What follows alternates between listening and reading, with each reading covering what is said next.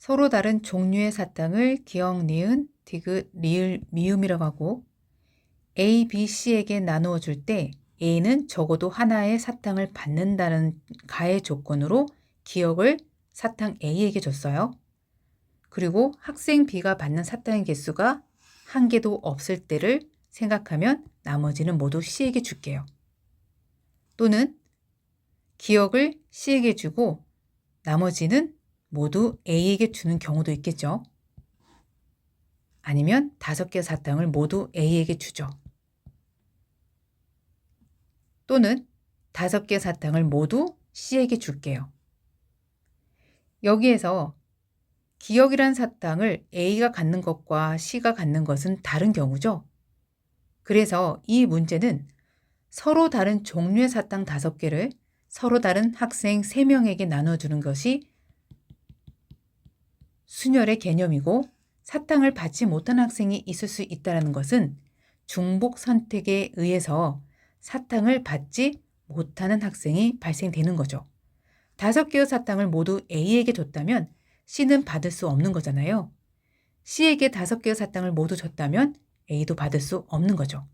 이것이 바로 중복 선택에 의해서 발생된 상황이고 이 문제는 중복 순열인 거죠.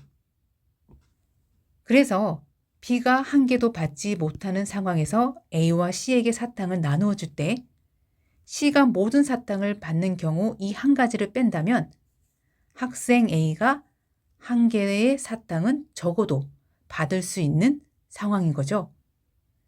이것을 중복 순열의 수로 구하면 전체 5개의 사탕을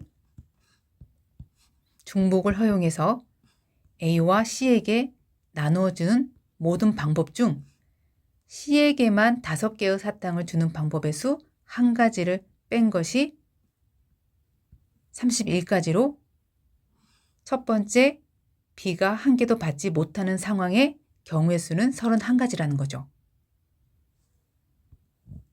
두 번째로는 B가 한 개의 사탕을 받았을 때를 생각해 보죠.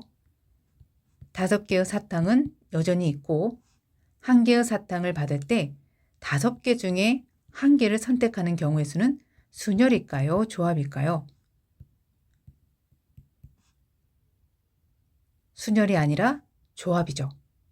이유가 조합은 뽑기만 하면 돼요. 순열은 뽑아서 나열해야 되죠. 하지만 나는 여기에서 한 개만 뽑으면 되잖아요. 그렇기 때문에 여기선 순열이 아닌 바로 조합의 개념으로 전체 5개의 사탕 중에 한 개만 뽑아서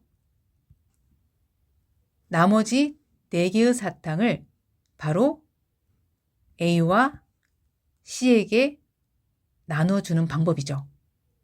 그것을 중복 순열로 풀이하면 남은 4개의 사탕을 A와 C에게 중복을 허용해서 나누어 줄 때 이와 같은 경우가 발생되죠. 즉 C가 모든 사탕을 독차지하는 결과 한 가지를 뺀 것이 바로 15가지고 이 5가지와 곱해서 구한 값이 75가지가 되는 거죠.